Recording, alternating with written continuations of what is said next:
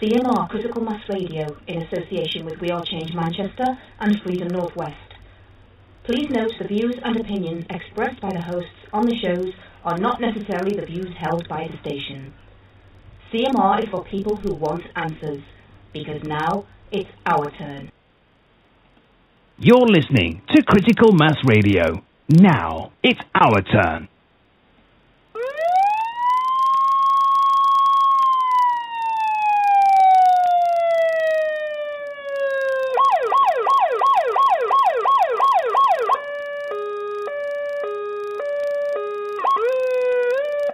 Hospital Porter's pride and dignity. Stop the New World Order. Welcome to HPANWO Radio.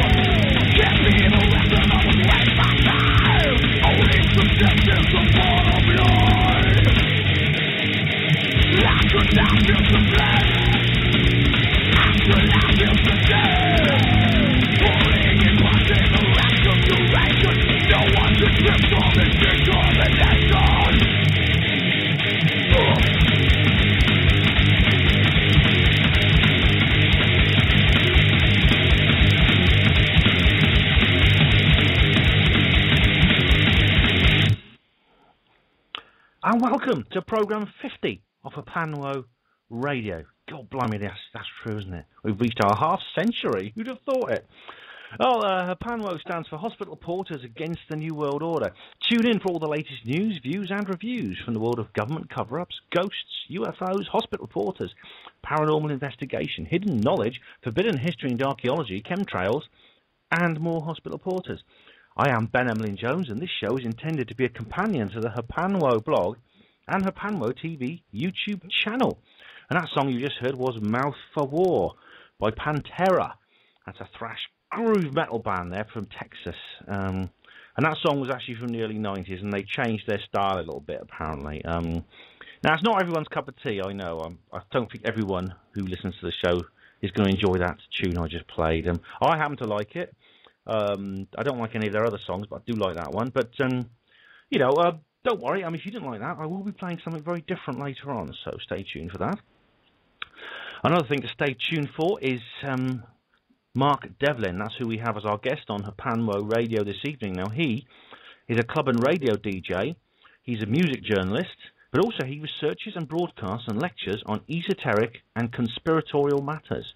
And actually, there's an interview I've done with him, actually, on the Good Vibrations podcast, which, if you actually go to HPANWO Voice, you'll see that there is a link, and I've also put a link in the HPANWO Radio show notes, so take a look at that on the blog, and you'll see there's a link there to an interview I did with him. We actually recorded them at the same time, actually, in the same Skype call, so we kind of returned the favour, you know.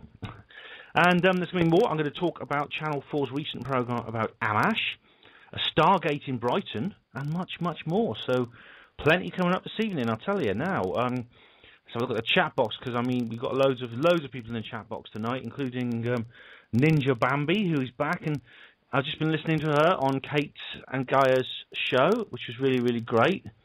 And there's a couple of Anons there, so hello, nice to see you, Anon.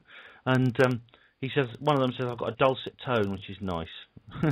Hi, Lisa. Lisa's got a headache. Yeah, sorry about Lisa. It's not everyone's cup of tea. I will be playing something very different later on, don't worry. I think you'll like what I play later on. So it's really, really good to see you guys in here tonight. Still waiting for Metal in Both Legs and Dave Chemtrail to check in. They're a little bit late, as usual, traditional, like brides at a wedding.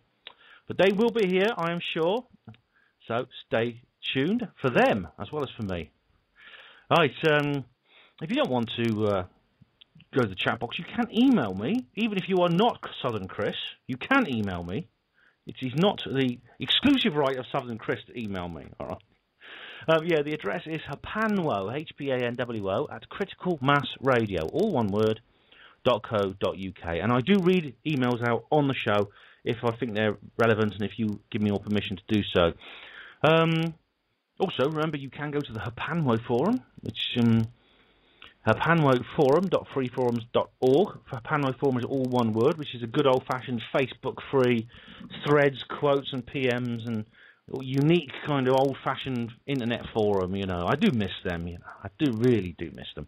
Everyone's moved over to bloody Facebook, and the really good old-fashioned forums are standing empty. Well, don't let the HPANWO forum stand empty. Please do come and join us there. That'd be really good. And do remember, right, you can actually meet us in person. If you want, you can go to the 3rd Critical Mass Radio Conference. And that is actually this Saturday coming, so it's just a few more days now. It is Lifting the Veil, it is called. And it's going to be at the new Headingley Club, which is 56 St Michael's Road, Headingley, Leeds, West Yorkshire, just near the famous cricket ground at Headingley. The world has reached a moment in time when it has become apparent to those who know how things really work that we all need to unite and move forward proactively as a matter of urgency, to try our best to protect our future and that of the planet. Please join us at this CMR conference to help make that move in the right direction. And remember, knowledge is power. It's going to be a mostly UFO theme this time, so it's one I really would like to go to. Speakers are Clive DeCarl, Simon Parks, who's going to come up later in my... I'm going to talk a little bit more about Simon later myself. Andrew Johnson and David Hodrian. So that'll be well worth listening to. Please do come along for listening to. What am I talking about? I've got radio on the brain. I mean, go along, well worth travelling to see. If you want to get yourself up to Leeds, do please go along to that, because that will be a good day out, I can promise you. chemtrails, child, animal and planet abuse, geoengineering, alternative energy, disclosure, prison planets, Agenda 21, drones, biometrics. This is CMR, Critical Mass Radio, leading the way to stopping the control with proactive hosts, shows and solutions, and informative groundbreaking guests. Critical Mass Radio, the People's Station. Now, it's our turn.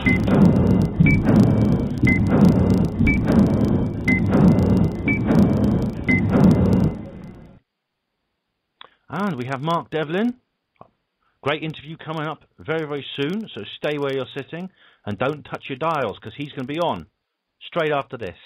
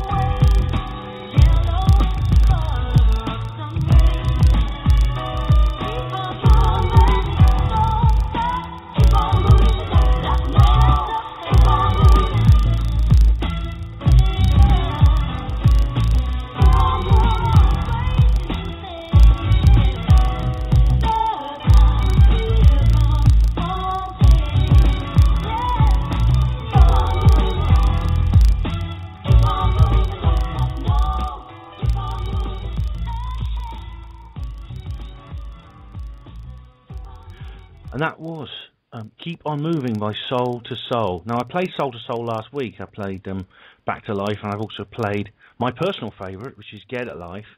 That one is a personal favourite of my great friend and soul sister in arms, fellow researcher, Jackie, who I went to Bilderberg with, and the Bilderberg group meeting, which I spoke about last week. Jackie, I hope you like that. That is a one I know you're particularly fond of.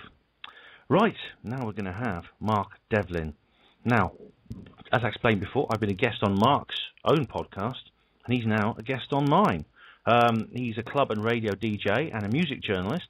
He actually lives near me. Actually lives in Oxfordshire, which is just not far from Oxford. And he also researches, broadcasts, and lectures on esoteric and conspiratorial matters. I actually met up with him actually at Ian R. Crane's event in Oxford. So I've spoken to him before, but it's great to meet him. So we have met face to face. There are some people who live close by who I've never met and I know online, but Mark and me actually have shaken hands and looked each other in the eyes, etc., etc. A rare thing in this world of internet communication. So here we go. Hope you enjoy this.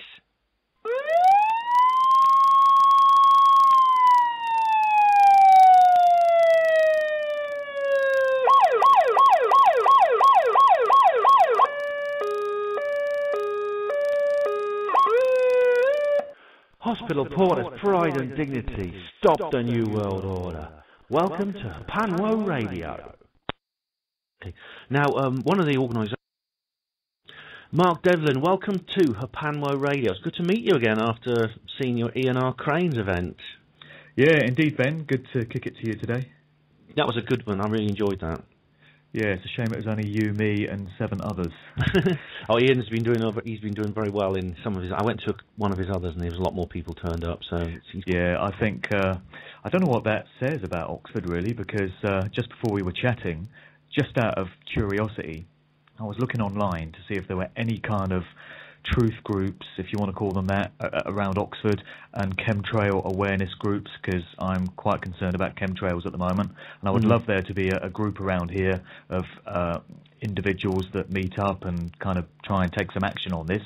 But there doesn't seem to be any kind of activity in Oxfordshire at all when it comes to these types of issues. It's very frustrating. I don't know why that is. It may be the nature of Oxford itself, which is just very kind of like, it's a very sort of cosmopolitan university, and of course establishment place. Yeah, there's lots of students, and of course they all get trained here. These agents is the primary Illuminati training centre, basically. Well, absolutely, absolutely. But you would hope that there would be something to counter that, and on the flip side, there would be a bunch of kind of people that are alerted to what's going on, and might want to put up some sort of opposition to it, but sadly we don't get that. And I look at other counties and other cities, and there do seem to be groups popping up in all these areas, but nothing ever happens in Oxford. I know. Well, I mean, when I went to my trip to Hull, I've just come back from, I mean, somebody said, why don't you start a Truth Juice Oxford, and I said, oh, okay, so they'll hold me to that. Yeah, well, that's the thing. You mentioned this. Oh, nobody's doing anything. The retort is always, well, why don't you do it? Why don't you start it up? I would love to. I am quite busy at the moment, juggling various things in my life, but I'd love there to be one. Well, this is the problem. I mean, I always say don't feel guilty. If someone says, why don't you do this, and you don't have time to do it, I say don't feel guilty about that. Just, you know, everyone contributes in a certain way, you know, and I mean, I've dedicated my life to this, and and I'm sure you have as well. Yeah. But you yourself are a DJ by profession, is that correct? Yeah, that's right. Been a DJ for 23 years now. Oh, that's as long as I was a hospital porter. But well, there you go. So that's quite something. It takes over your life when you're in something that long. You really get institutionalised. But so, is there any particular type of music you're particularly keen on when you're in your DJ work? Well, I've been known as a DJ for playing various facets of what you call black music. The main genre I've been involved with is hip-hop, or at least back in the days when hip-hop was a meaningful phrase, and actually bore some relevance to the artists and the music that were coming out in that movement. And then there's sort of spin-offs like R&B, soul, funk, reggae, soulful house.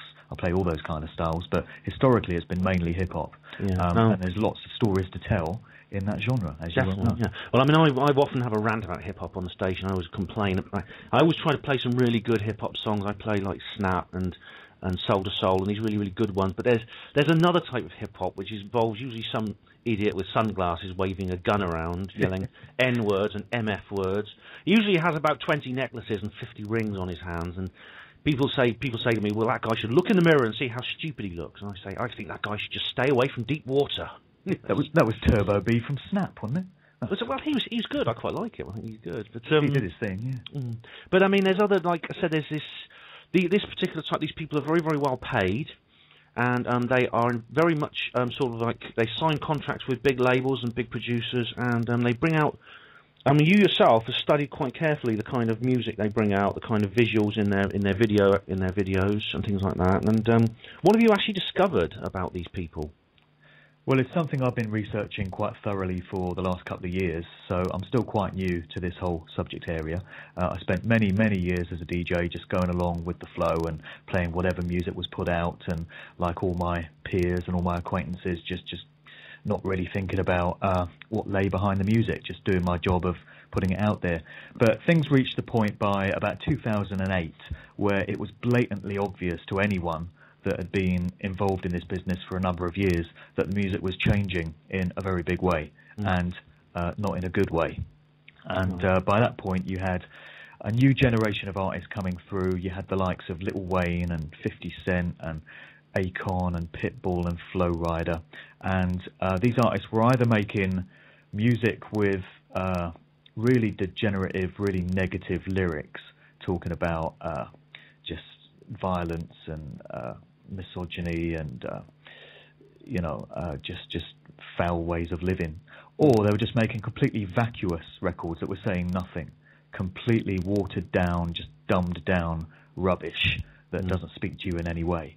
And you also had things like auto-tune coming in, which is this method of production where everyone's heard it, they plug the vocals into this software program and it makes the artist sound like a friggin' robot. Yeah. And not by accident, I would suggest either. It's part of an agenda. And so by 2008, I realized that something was going on, and I started to look into what it might be. And that period kind of coincided with my understanding of what was happening in the wider world in terms of who's really pulling the strings in every aspect of our daily lives. It's not governments. I think many of us have come to understand that there are individuals in the shadows working through various groups and various secret societies that are manipulating pretty much every aspect of our lives. And you come to realize that the music business is a very important part of that overall process, but in no way is it the whole story. It's one of many, many, many facets that all come together in this colossal jigsaw puzzle of what's going on in the world. And so being a DJ and being a music fan, I've kind of made it my business to just focus on that one piece of the jigsaw puzzle and do all I can to research it and expose it. There's other people that do the geopolitical thing really well and do the science thing and do the consciousness thing really well. My thing is music, so that's what I've focused on. Well, that's very, very true, because, I mean, these things do connect, and these things are all related. But if you're studying one area, I mean, there's always going to be someone else who will focus on another speciality. So, together we sort of like take the whole system apart. Exactly. And we all play our own part. Yeah, and there's a lot of, I know that, of course, the powers that be, the super government, I use the word Illuminati, other people use different words. Dr. John Coleman called them the Committee of 300 or the Olympians. There's other people who use different words. The Incunabala, whatever the Wingmakers call them. It doesn't matter who they are. I mean, it's very well documented how they've controlled religion, they've controlled science, and they controlled, business, banks, the military, what we call governments, which are simply their public relations department. The nearest, the journalist Alan Watkins actually was the closest. He's the closest ever came to it. Was during the very, very suspicious removal of Margaret Thatcher from power. He said that there were men in grey suits who would decide things, and without actually elaborating on what those men in grey suits were. Indeed. But of course, along with all these other things, of course, they are going to concentrate on the humanities as well. Of course, they themselves, they don't seem to be the kind of beings who would have humanities personally, but that doesn't matter. Yeah, they understand that we have humanities, we have an artistic side to us, and they understand that in order to control us, they have to be able to speak to us in that kind of language.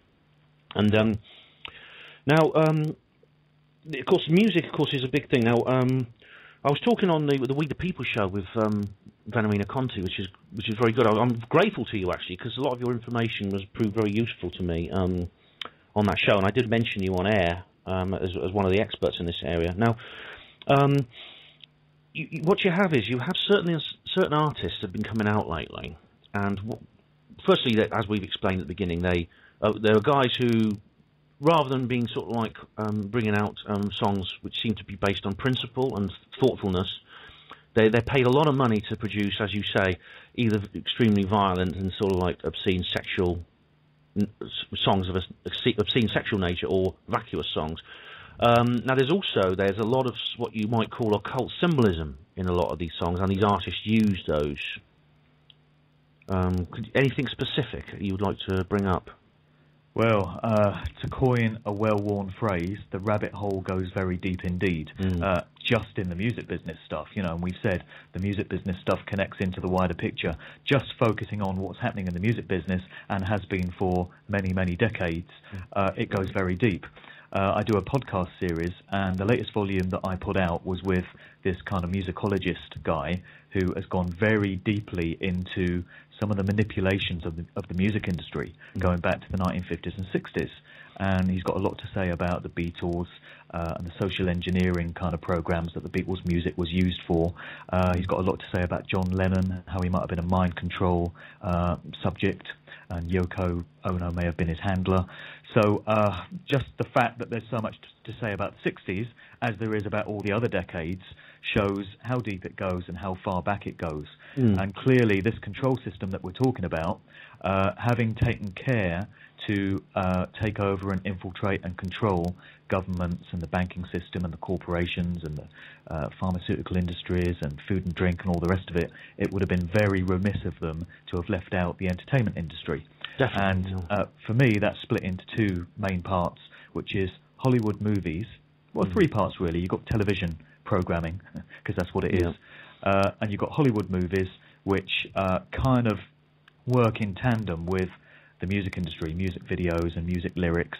It's all about mind control. It's all about getting the populace to feel a certain way. It's all about dictating their perception of reality, of what's important in life, of who they are, what their identity is.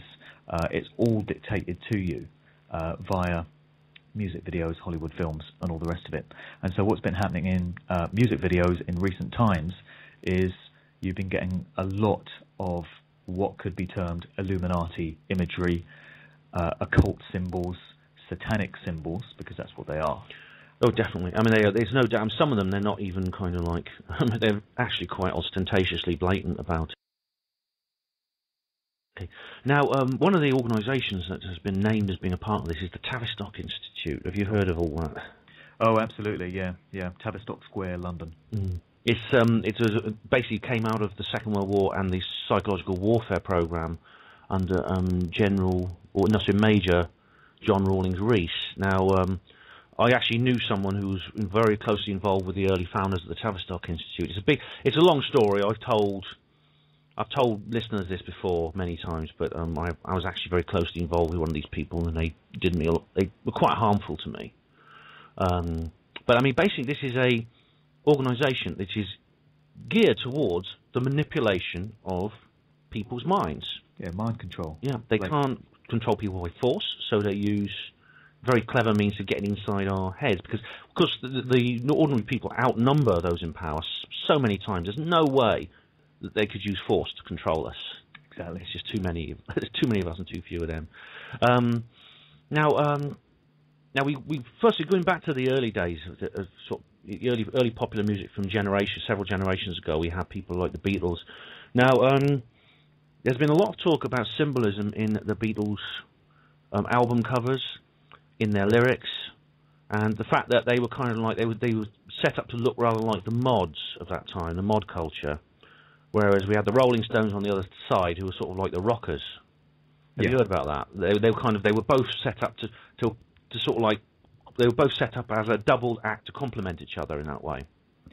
Yeah, I've not heard that specific suggestion, but I can certainly see that.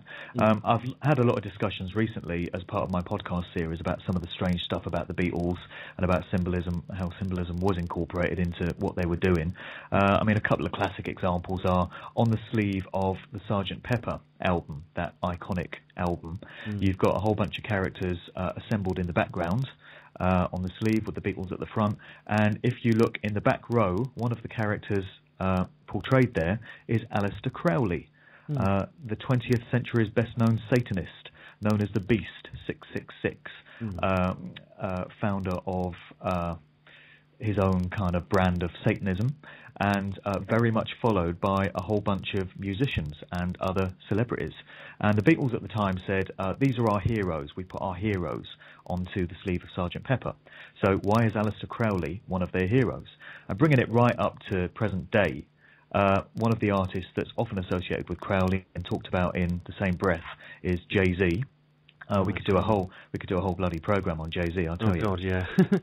Well, actually, I want to come on to him actually in a minute. Lots to say about Jay-Z. Yeah, how long have you got? Oh yeah, cool. Well, we can always come back for a part 2 if necessary. But I mean, the Crowley, like you say, he's at the top left of the picture of the crowd of people. That's right. Which is he's in a very commanding position. Firstly, he's in the left-hand path, which in occult terms is very interesting. And as you said before, he seems to be in a position. He's in a almost supervisory position in terms he can see in front of him. And you'd have to kind of know that you were looking for him to spot him, because the average buyer of that album, I'm sure, would have had no clue who Aleister Crowley is. But there he is depicted and zapping up all that energy and all that attention from everyone that buys the album. And how many millions is that now around the world? And then on the Yellow Submarine record sleeve, you've got a couple of interesting hand signals going on. You've got John Lennon doing the sort of Il Cornuto hand sign, which is said to be associated with the devil, or Baphomet, more accurately, that androgynous kind of goat-headed depiction of a demonic entity that emerged in the 19th century. You see a lot of today's artists doing that Baphomet sign. A lot of politicians too.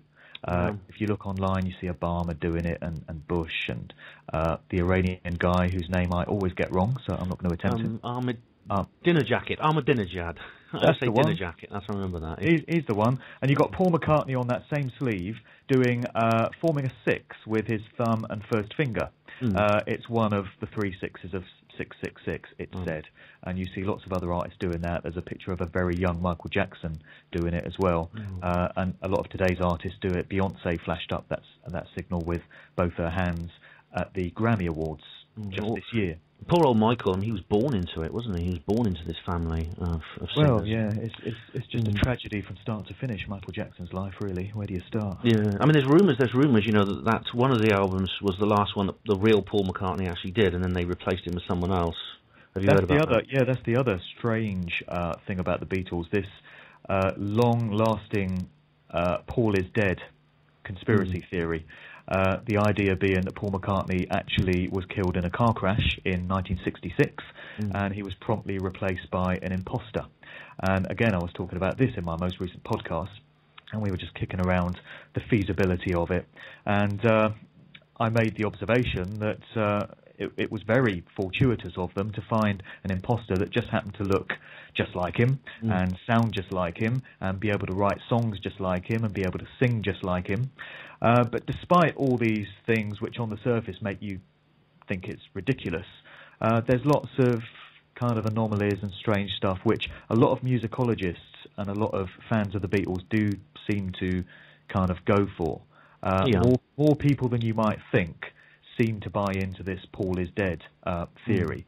It's definitely an intriguing one. Yeah, well, you do certainly get a very strange array of imagery. For instance, the Sgt. Pepper, well, you could say we could do an entire program about that, but then after that came the album called The Beatles, which is simply a blank white cover. In fact, it's known as the White Album, and it's almost like a kind of aversion therapy they're playing on us, in terms of they bring this one straight after. And then comes, I think there was the Abbey Road, which was, people say there's very interesting symbolism, like John is dressed up like a priest, and the grave digger. That's right. Ringo has just jeans on, he's scruffy like a grave digger, and George is dressed black as an undertaker, and Paul has his bare feet and he's like a corpse. So in a sense, and he's also smoking a cigarette, and he's out of step with the others, and there's all kinds of different.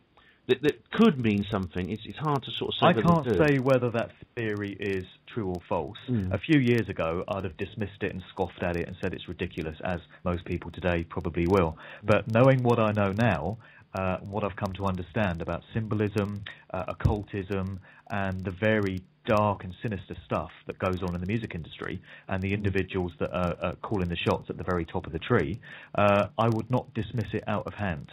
And because it's, there's very strange stuff that we don't know about clearly. Definitely. I mean, it's definitely an occult level. I mean, on a lower level, there may simply be people like Brian Epstein and the others who would simply wanted, for business reason, wanted to keep the band going. And it's funny, there is a precedent for this. It involves a dog, one of the Blue Peter pets. What happened was, I know it's a different matter. It's a vastly different in scale, as it is, but it is still the same principle. What they did was they introduced a puppy in 1961. Which is just a couple of years after the program started, called Petra. The puppy died after the first show, very suddenly, as some puppies sadly do. And rather than having to break the news to the young viewers who would then be crying their eyes out on their parents' laps for the next week, they just said, "Can you go down to the pet shop and find yourself another puppy, another Labrador?" And they did, and they introduced that. Privately, this was called Petra 2, but it was introduced on the following show simply as the same dog. Reminds me of Bin Laden. That's what they keep doing, yes, isn't it? If in doubt, dig up Bin Laden and prop him up. It's like Weekend at Bernie's. Remember that movie where the guy died and they're propping up his corpse and passing him off as still alive? The Bin Laden fiasco reminds me of that. He keeps dying, and when they need a bit of a popularity vote for the president, they just dig him up again. Honestly, that Weekend at Bernie's, I mean, it was so sick, I felt quite guilty laughing. Weekend at Osama's. But it's so funny, yeah. But Bin Laden, they killed him about 3 times, didn't they? I think it's 3, yeah. He'll probably pop up again next year. They will, yeah. Now, moving forward in time a little bit, the Beatles, of course, finished. They finished in, was it 69? In 1969. Yeah. They finished and then they all went solo. Or at least a lot of them had quite successful solo careers. The most successful of all, of course, was Paul. John... mainly because he stayed alive. Yes, exactly. I think he's the sole survivor. Well, Ringo's he's just producing now. He's not. Ringo, what does he actually do? He narrates Thomas the Tank Engine as well. Oh well, okay, important. But yeah, Ringo's still around, but he sort of keeps himself to himself. But now, what happened next was that they went on to solo careers. John, of course, stirred up a lot of agitation, and he ended up being several things happened. He had a UFO sighting, and in 1980 he was shot by Mark Chapman. But there's a theory that you were saying earlier that John was actually mind controlled and under the spell of Yoko Ono. Well, yeah. There's a guy that I interviewed for my podcast, again, just going back to that. People might want to take a listen to that, because this guy goes into it far better than I can, and he's studied it in a major way. A guy called Matt Sergiu, he runs a blog called Conspiro Media. If people go to my website, which I'm sure we can mention at the end. Definitely, we'll definitely get a chance to plug all your stuff, definitely. Okay, if they listen to that volume of my Good Vibrations podcast series, this guy goes into it majorly. But it's not something that I'd really considered before. I mean, John Lennon is a fascinating guy. His life story is no wonder so many books have been written about John Lennon, because there's so much to say. And the music that he was making immediately after the Beatles was absolutely incredible in my eyes. It's music for these times. It was spiritually aware and truthful and just empowering and incredible stuff. And I'd always assumed that when he hooked up with Yoko, Yoko had this kind of transformative effect on him and caused him to start making this incredible music. She introduced him to spirituality and numerology and all manner of otherworldly stuff. Her own background, she was very much a kind of modern artist, wasn't she? Well, she was, but, this guy I was chatting to the other day mentioned the fact that she comes from this dynastic family that is descended from the emperors of Japan, apparently. Really? Oh. And also she's part of a banking dynasty, a banking family. And so there's a couple of kind of elite connections there. And like I say, the possibility I'd never considered is that Lennon himself could have been a victim of mind control, possibly MK Ultra, which is the brand of mind control that comes up time and time again in the music industry, especially with today's artists. But it's been going on for many decades. And the suggestion is that Yoko could have been his handler, because when it comes to mind control subjects, they're always given someone close to them to keep an eye on them, make sure the programming is still in effect, and provide the triggers that might be needed to set off these different dissociative identities. It's not something I'd ever considered before, that Yoko could have been playing that role, but it's something that was suggested to me. And there's a very interesting story that it's usually the partner, the wife or girlfriend, isn't it? There you go. I mean, the thing people say about Mariah Carey, who has appeared in many videos and record sleeves surrounded by imagery that hints at mind control, Monarch programming, MK Ultra, is that Tommy Mottola, her one-time husband, who was also the CEO of Sony Records for many years, who Michael Jackson publicly branded evil, a devil, he was her husband, and the suggestion there is that he was also playing the role of her handler. And with many of these handlers, they are themselves former subjects of mind control. That's the way they do it.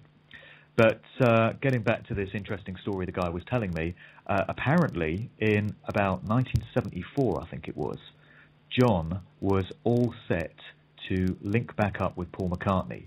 The story goes that McCartney was in, he says it's New Orleans, doing some recording. And Lennon was, by this point, going through a kind of rough patch with Yoko. It's all starting to fall apart, so the story goes.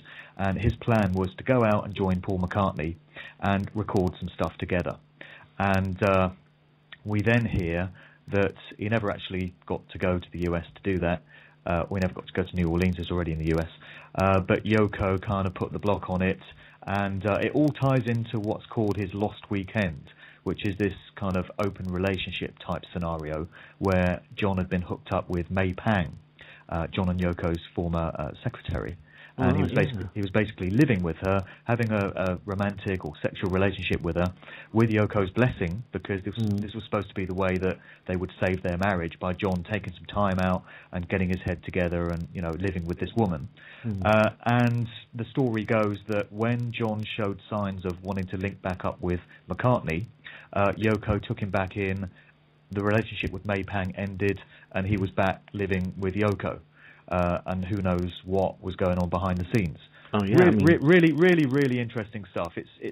If you go with that story, then the obvious implication is that Lennon and McCartney were never supposed to link back up again. That's not what was wanted. The Beatles were finished, and they didn't want that union taking place.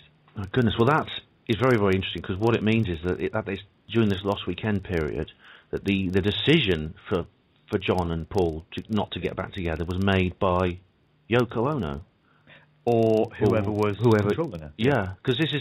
I mean, I know that Yoko did keep him on quite a short leash. I mean, you can see it in some of his songs, actually, the kind of...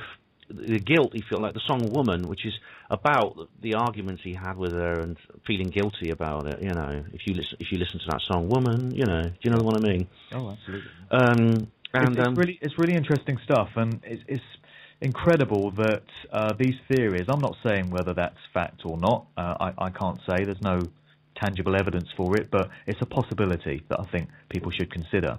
And obviously a lot of researchers take that idea seriously. And then you get things like this theory that emerged this year, or I think it's a new theory, about who really killed JFK. Oh my God, I've got to get into. So this is this new theory about JFK. I saw it in Uncensored magazine a little while ago. I didn't read the article. I didn't have time. But what's it all about? Yeah, well, in the same way that 40-odd years later, we're discussing the possibility that Yoko could have been some sort of mind control handler for John, which, as far as I'm aware, is not something that's been talked about over the years. It's kind of a new way of thinking, because people are thinking in very open-minded ways now.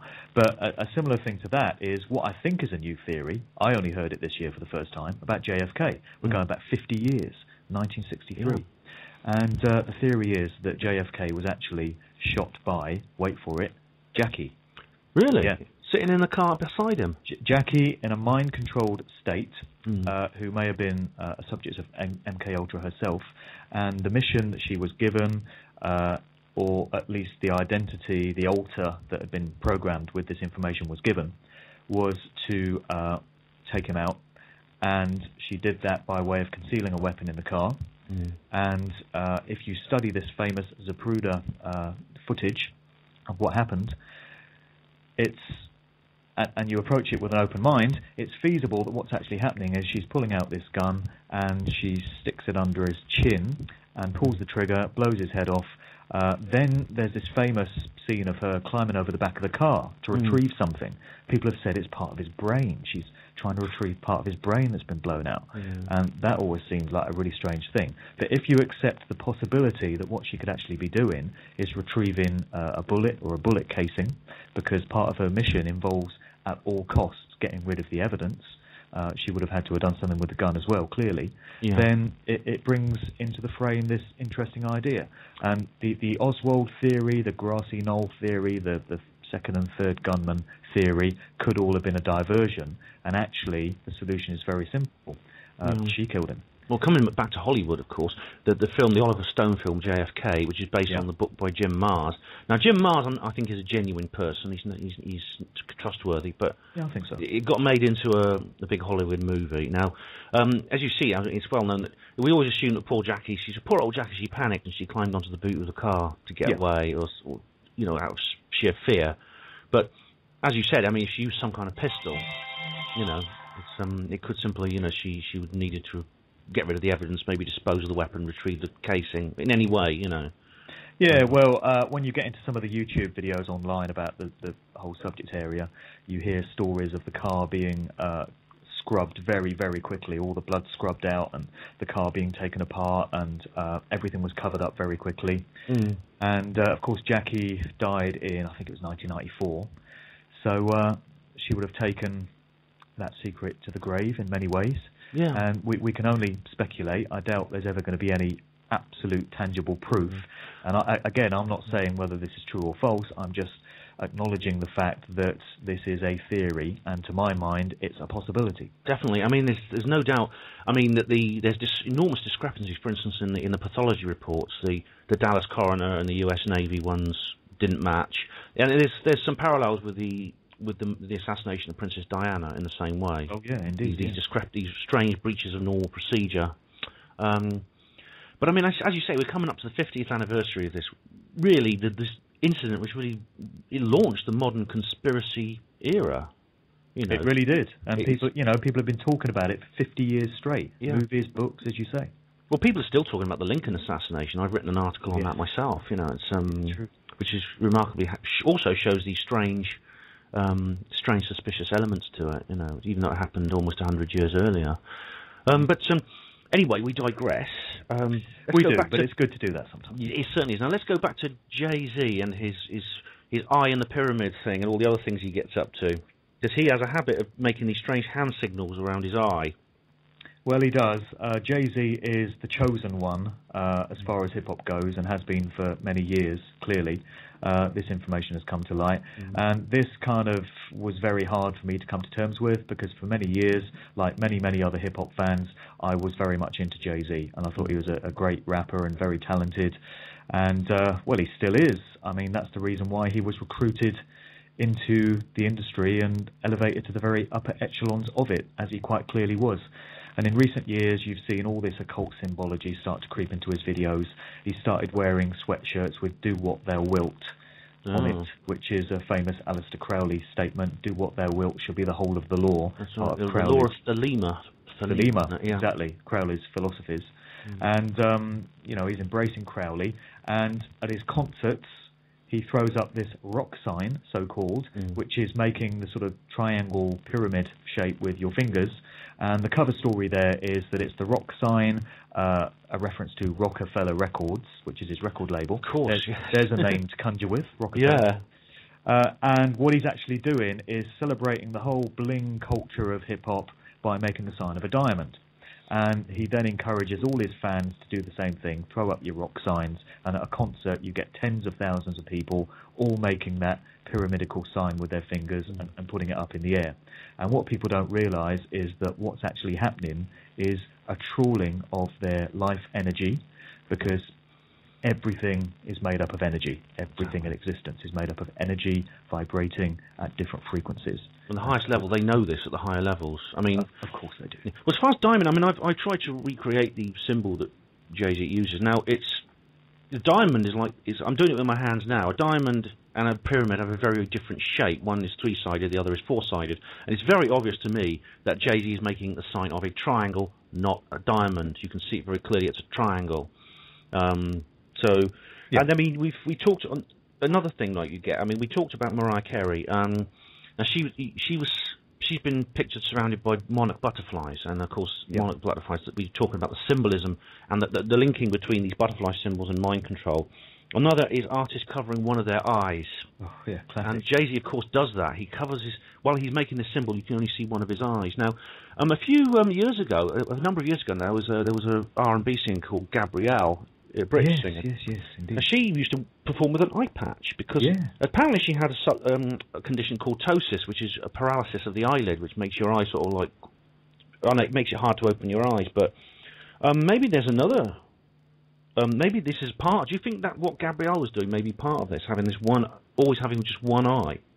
Well, I've been thinking about that recently, actually, yeah. I found myself recalling Gabrielle, who was around in the early 90s, sort of 92, 93, we're going back 20 years, and there wasn't a great glut of this stuff happening then. You didn't get loads of artists all together participating in it, and you didn't see all this stuff cropping up in all the videos back then, like you do now.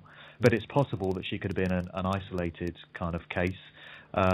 Her trademark was wearing the patch over her eye, like she's a pirate or something. It could well have been a part of it, or it might be something innocent. But when you see the artist doing it today, it's absolutely blatantly bloody obvious for anyone with a brain to think and two eyes to see that it's all part of an orchestrated agenda, because they're all doing it.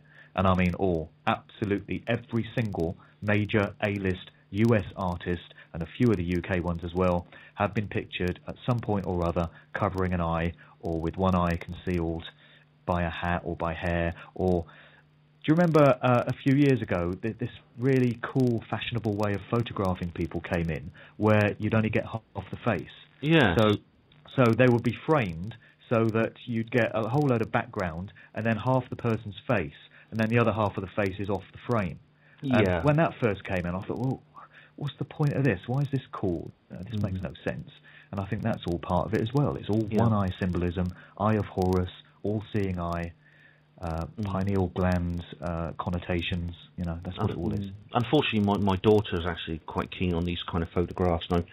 And unfortunately, she's 18. I can't tell her what to do, but it does bother me when she does this sort of thing. But now there's another. I mean, like you say, some of them are very, very blatant. I mean, there's a song by a lady, an American lady called Kesha, called Die Young, and it's not hidden in any way. It's just so in your face. And I mean, surely, I mean, even we were saying earlier that most of the people who buy, say, the Sgt. Pepper album are not into Aleister Crowley and don't even know who he is. And it's obviously it's maybe designed to subconsciously program them, but in case of Kesha, it's not subconscious at all.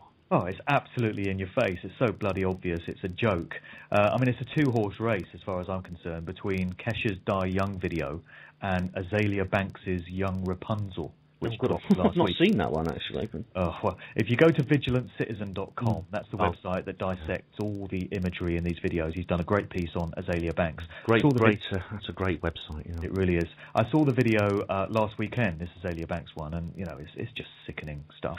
And it's everything you could think of. There's bloody owls in there. There's, I think there's pentagrams in there. There's mind control imagery in there. There's multiple personalities being depicted. There's everything you can think of. And then in the Kesha video that you mentioned, you've got upside down crosses, satanic pentagrams. They're dancing around on a bloody great pentagram. Who can't see this? Hello, wake up! I know. You know, who is not noticing this stuff? Yeah. You know, even the most programmed, conditioned people watching this video must look at this and think, why is there an upside down cross there, and what's that strange symbol? It's so obvious, it's laughable. And those two videos are, to my mind, the most blatant yet. They're not even trying to hide it anymore.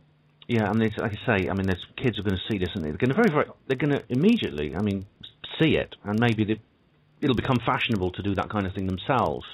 Yeah. You know, I mean, this is in America, obviously, where people tend to be more religious than they are over here, so no doubt there'll be a backlash. But I think in Britain, it'll probably just go completely unchallenged. Well, possibly, but if they keep rolling this agenda out as blatantly as they are now, people are, well, two things are going to happen. Either people are just going to get bored of it, because people do get bored of more of the same. You look at all the kind of musical trends that have come and gone over the years, glam rock and punk and new wave, new romantics. Eventually it runs its course. More recently, UK garage, dubstep, it all kind of runs its course in the end. And even if you just take the view that covering your eye and putting pentagrams and snakes and rock signs in videos is some cool aesthetic way of being fashionable, that's going to run its course eventually, and people are just going to say, this is boring, come on, next, what else have you got for us? Or people are going to get wise to what's really going on, which is a trawling of people's energy, getting people to energetically connect with all this negative, malevolent stuff that's represented by these symbols, and is helping to empower the control system in the process. We're getting esoteric here, but that's what it is. This lot believe in the occult very, very strongly and live by it, so we need to recognize it as well.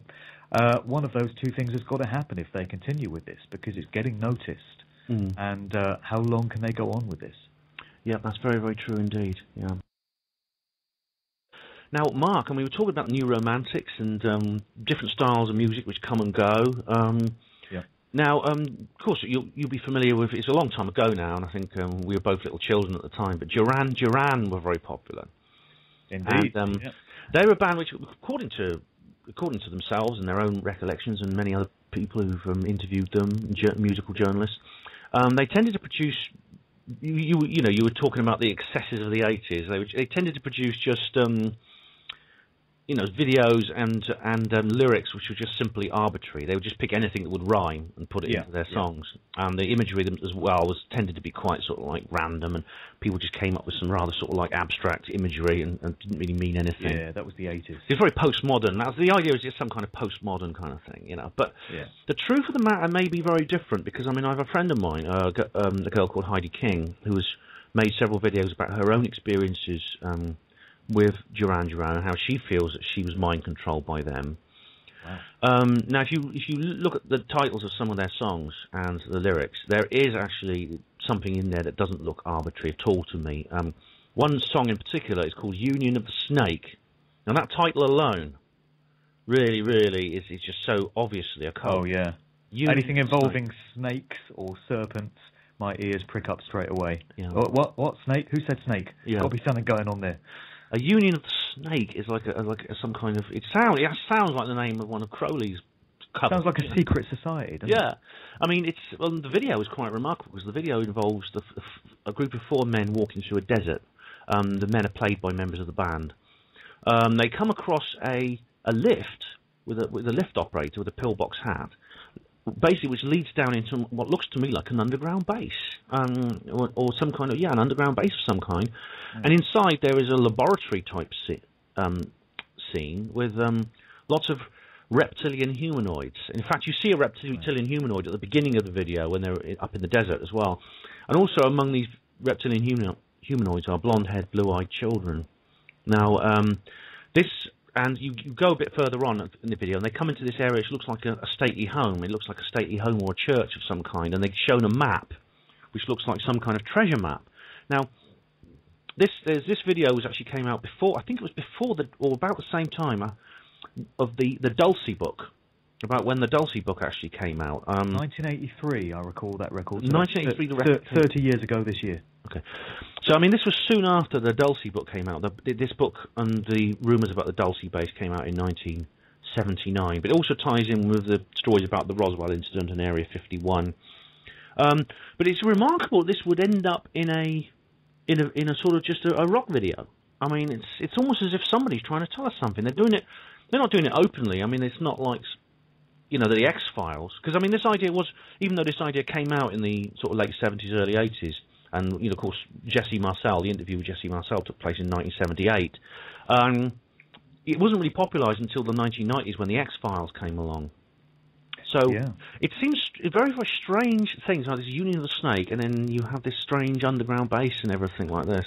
I'm going to go straight to YouTube and watch that video again when we finish speaking. Definitely, it's absorb some of that imagery. It's a real killer. Now, music itself, as we've said earlier, the Illuminati may not be interested in the humanities themselves, but they do use them to control us. Now, music has an effect on us that other forms of art doesn't have, like literature and paintings don't have quite the effect. Music has the most powerful ability to influence the mind. For instance, there's some interesting YouTube videos a little while ago which showed various films, and the score was changed. For instance, they showed some clips from Mary Poppins with the score of a horror film, and it completely changed the entire feel of the film. Okay. And music is a very, very important way of altering mood. And the Tavistock Institute has done research which shows that DJs can actually affect the speed of traffic if they're playing to people on car radios in the rush hour, simply by the tempo of the music they're playing. If they play a song with a fast tempo, people drive faster, there's more horn lashing. They play something slow and relaxing, the traffic flows smoothly. Play a Nicki Minaj record and people drive off cliffs. Yes, dear. It wouldn't surprise me. She mustn't give them ideas. Now, what do you think about all this? Because, I mean, as a musician, you'll know that there is what's called a standard tuning note, which is, just tell us a little bit about that, the standard tuning. Yeah, which is 440 hertz. Just before getting into that, what you were saying about movies and soundtracks run over the top of them, I think the classic one is, isn't there this thing about The Wizard of Oz and Pink Floyd's Dark Side of the Moon? Have you heard that? I've not, no. I mean, The Wizard of Oz is a real piece of work, you know. It really is. Mind control symbolism, and that's what, 1939, that's how far back it goes. But apparently, I've never tried this, but if you play The Wizard of Oz movie with Pink Floyd's Dark Side of the Moon as the audio soundtrack, and you start them both at exactly the same point, the images that you see unfold on the screen correspond freakily with the sort of stuff that's being depicted in the music. It's said. Again, I've not tried it, but it's just an interesting aside. But regarding recording frequencies, the standard tuning pitch for instruments, musicians, and for all recorded music, pretty much all recorded music, all the stuff that comes through the mainstream corporations anyway, has been 440 hertz for many decades. And this was finally introduced during World War II. Apparently, there was an attempt to get it introduced as far back as 1917 by the Rockefeller Institute, or a division of the Rockefeller Institute, those nice people again, and it didn't quite get put into place then, and so they had a second go at it during World War II, about 1944, I think. And the story goes that it was the Nazi propaganda minister Joseph Goebbels, Hitler's right-hand man, who dictated 440 hertz as the standard tuning pitch, and it was then adopted in line with this long-standing plan from that point on, because he'd noticed that military music played at this particular pitch caused soldiers to become very kind of agitated and dissonant and, worked up. And it was realized that it was having an effect on the human psyche, this particular vibrational frequency, because, as I mentioned before, everything is vibration. We ourselves are energy vibrating at different frequencies, and some frequencies work in harmony with the resonance of ourselves, of our minds, of our bodies, and others are not harmonious. They have exactly the opposite effect. They create this distortion and this dissonance. And obviously it was recognized that 440 hertz does just that. But of course, people listening to music recorded at that frequency have no idea what's going on. It's all subliminal, it's all subconscious, but it makes you feel a certain way. And so for decades now, we've been absorbing recorded music at this frequency and taking in all that kind of disharmony without realizing that it's going on. It's a kind of Trojan horse for the mind, and this is really amazing, because I mean, you can actually see, if you ever listen, go and listen to a band tuning up, or I mean, the best thing to do is a classical orchestra. If you go to, say, watch the Proms or something like that, and you'll hear the orchestra tuning up before the performance, and you'll hear this note being played continuously, and they all play their instruments to match that note. It's quite spooky. Yeah. If you ever see that, you get these, an orchestra, maybe 100 people playing these various instruments. It reminds me of the opening ceremony of the Olympics last year, London Olympics, which I didn't watch, chose not to, but I read some articles about it. And apparently there was this massive bell, this giant bell, that was rung at the start of the ceremony to kind of herald the start of proceedings. And it makes me wonder what that particular pitch, because that would have been tuned in to a particular frequency that suited the way they wanted people to feel and what they wanted them to absorb. I just wonder what kind of effect that would have had, because so many millions of people were giving their energy to that. Oh, it did indeed. And what's more, on the side of the bell, there was written a piece from Shakespeare's The Tempest, which is a piece recited by one of the characters called Caliban. Now, in the play, Caliban is a kind of semi-human, semi-reptilian, semi-piscine kind of fish-like creature. Very, very sort of like alien type creature, and this is very so that mix. I mean, of course, on an energetic level, the words on the side of that bell would have had an effect as well. They would, because everything is waveform, vibration, and energy. At the As Masaru Emoto has discovered in Japan. Indeed. Simply writing the words, on the side of a bottle of water can affect the water inside. Yeah, so that's real. That's really quite. I mean, this reminds me a little bit of the accusations you've been hearing about backmasking. I mean, several of the Beatles have been accused of it. So has Judas Priest and Led Zeppelin, most famously. The Stairway to Heaven apparently has a message from the devil. But I mean, Jay-Z is very obvious backmasking in there. Is it Jay-Z? It probably exists in Jay-Z records. I've not come across any specific examples, but it wouldn't surprise me. The Stairway to Heaven thing, I was doing just last night, actually. I was looking into this whole subject area, and of course there's this myth, or maybe not a myth, that Stairway to Heaven, when played backwards, contains subliminal messages. If you go on Wikipedia, it goes into it there, which is perhaps a surprise given Wikipedia's nature, but they really kind of embrace this subject. And so I did actually play the reverse section of Led Zeppelin's Stairway to Heaven, which purports to contain words such as Sweet Satan and 666. And again, as I was discussing with this guest of mine a few days ago, I guess there's an element of you hear what you want to hear, and if you start out with it in mind that you're going to hear something saying Satan when you play it backwards, you might just make yourself kind of believe that that's what they're saying. But I have to say, with the Stairway to Heaven thing, it does sound pretty convincing. And I've no doubt that if you wanted to put a subliminal message into a track and to make something say something when listened to backwards, it's not that difficult to work out what you need to be saying forwards in order to make it happen. The section of Stairway to Heaven, which is supposed to contain lyrics like Sweet Satan and some other reference to Satan, you can find the exact words on the Wikipedia piece. When you listen to it forwards, it's the bit where Robert Plant is singing, "If there's a bustle in your hedgerow, don't be alarmed now. It's just a sprinkling for the May Queen." And he says, it's just a sprinkling. And to me, if you were saying that phrase naturally, you would probably say, it's just a sprinkling. It seems a bit unnatural to say it's just a. And then when you listen to that particular part backwards, it helps to form what you listen to in reverse and, the alleged subliminal message. So I don't know if there's anything to it, but again, it's another possibility. That's a very interesting kind. It's also, as Santos Bonacci has pointed out, it's a kind of like, it's a mixture of the white magic of Beltane, the May Queen, and which is in positive paganism, and it's mixed up with this, of course, backwards. It backmasked is this song about Satan, and of course, Jimmy Page was in Led Zeppelin. Well, yeah, Jimmy Page was one of the key members of Led Zeppelin alongside Robert Plant. Jimmy Page was obsessed with Aleister Crowley, a proper Crowley disciple. Famously, he bought Aleister Crowley's house, Boleskine House, on the shores of Loch Ness in Scotland. And again, the guy that I was chatting to the other day that knows a lot about this said that there's a story that Boleskine House was built on the site of a church, which apparently burnt to the ground with the congregation inside. So we hear. And so Page couldn't wait to snap up Crowley's house when it went on the market.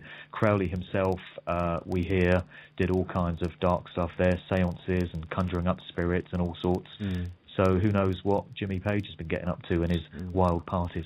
Exactly. When he bought the house, he bought also the library with all of Crowley's books in. And Crowley did, in fact, he actually spent a year there performing a spell called I think it was called the Abramelin Working, which it's not like saying, abracadabra. It actually takes a number of months to perform some spells, and this one did take a number of months to perform. The problem was he was a bit irresponsible because he conjured up all these demons and then he didn't tell them to go away afterwards. Instead, he got a phone call or a letter from his lawyer telling him he had to get to France because he was in serious trouble. So he basically dropped everything and he went to France.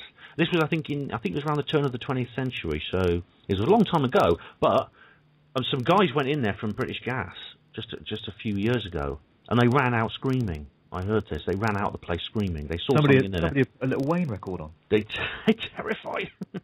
Could be. Yeah. Run out. Yeah, it could be.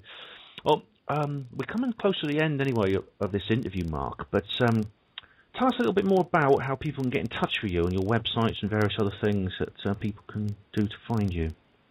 Okay, well, the main site is markdevlin.co.uk, and from there there's links to all the others. I've got my SoundCloud page, which is where I host all the podcasts that I do.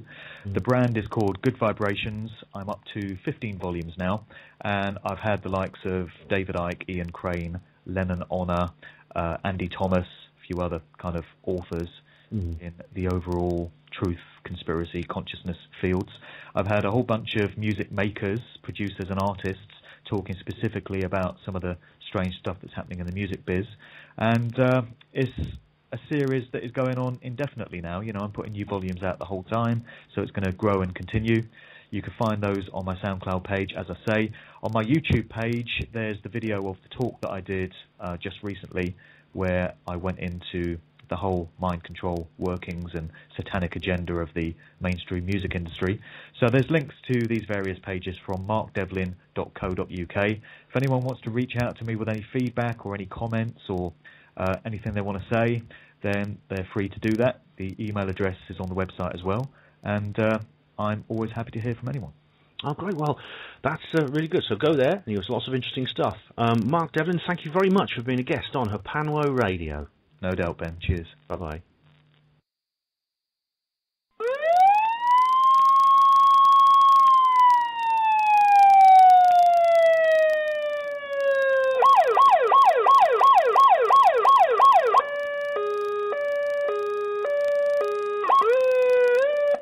Hospital Porter's pride and dignity. Stop the New World Order. Welcome to HPANWO Radio. And that was Mark Devlin, club radio, DJ and music DJ. So a music journalist and also a researcher, as you heard, into all kinds of esoteric and conspiratorial matters, which he broadcasts lectures on in his Good Vibrations podcast. And I posted a link in the show notes, which you'll see takes you to an interview that he did with me. So that, well, I hope you enjoyed that. Very interesting guy. Have to get him back on again.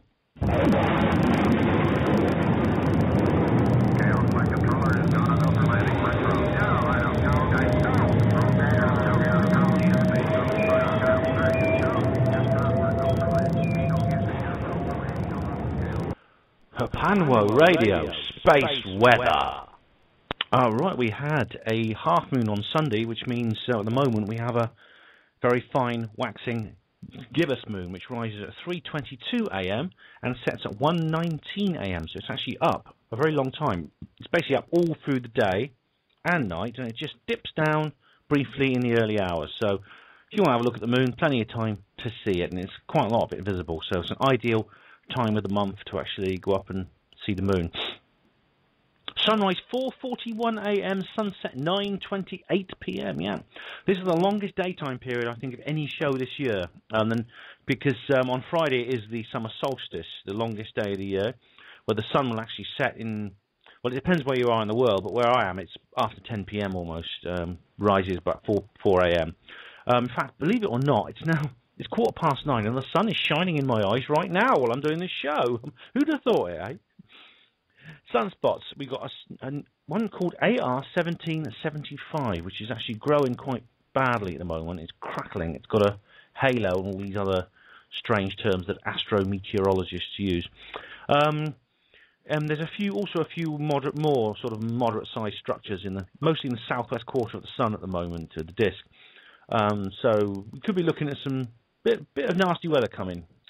Spotless days 0. Yeah, despite that last week, because I really did think we'd get one last week with that tiny little speck, remember, nothing else. And correspondingly, in terms of solar flares, we had 2.5 days of absolutely nothing. It was really, really quite remarkable. Completely flat baseline, almost right at the bottom of the B range, almost too low to be detected. Then it picked up last Thursday, and the baseline became quite jagged, and it rose to the mid-B range, which is about its normal level. There's been a couple of weak flares over the last few days, just over the sea line, nothing major. It's only on the last 2 days things returned to kind of a normal sort of solar maximum level. We've had a few large sea range flares, and the forecast is actually getting worse, like I say, because we've got the sunspot AR 1775, but also on the far side of the sun, there's something going on because they've spotted a coronal mass ejection heading in the opposite direction. It's just come out from behind the sun, but heading away from us. So it obviously erupted on the far side of the sun. As you know, just like with the moon, we can only ever see one side of the sun at a time. Unlike the moon, the sun actually rotates. So every 10 days or so, it sort of does a complete rotation. So we do get to see the whole thing, unlike the moon, which the moon always has its same face fixed towards us, but the sun rotates. But a lot can happen on the far side of the sun without us seeing it. I mean, maybe one day they'll actually put a spacecraft or something on the opposite side of the sun so we can get like an all-round view of it. So I'm sure the astrometeorologists are working on that. So as a result, geomagnetic storms activity 10%, minor 1%, severe 1% in the middle latitudes. In the high latitudes, it's activity 15%, minor 20%, severe 15%. So the forecast is actually getting slightly worse because of sunspot AR 1775. Very different picture in terms of near-Earth asteroids. It actually looks... Well, we've got no reds or pinkies at all. All right, it's completely blank in terms of red and pink.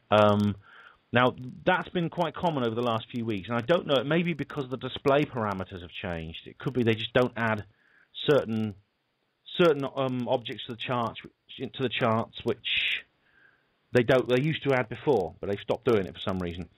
Or maybe it could be that the Earth is simply passing through a quiet part of space. And in fact, it's not just the small, close-range ones. We've got a few big ones actually, but they're all comfortably distant. Today we got 2006 RO36.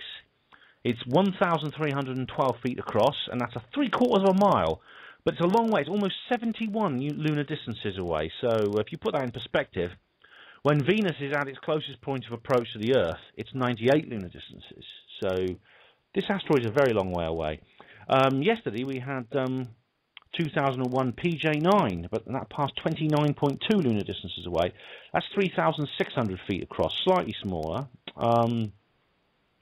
Really, that's it now until July the 26th, when we have 2006 BL8, and that's coming within 9 lunar distances. But gosh, she's only 157 feet across. That's quite small for such a distant object. So basically, all in all, the near-Earth asteroid chart is looking pretty boring. I hope that's not the calm before the storm, because, I mean, new objects are always being discovered, so, next week there may be some more to talk about. Solar wind speed, 168.5 miles per second. Density, 21.307 particles per cubic inch. Now, the density and speed has both dropped a little bit, probably due to the quiet days last week, but, because of this, there's always a slight delay, if you'll notice, in terms of when the solar activity calms and the solar wind speeds, and that's because of course, solar wind travels very fast, usually hundreds of miles per second, but the sun is a long, long way away. So usually it takes a few days for the solar wind around the Earth to sort of react to that, which is why you always get this slight delay. My prediction is that the solar wind will pick up because solar activity is now increasing.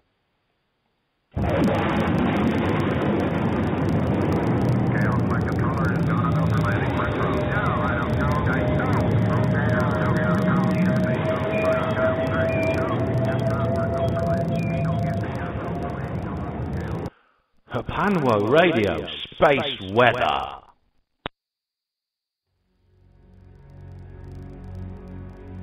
May it be an evening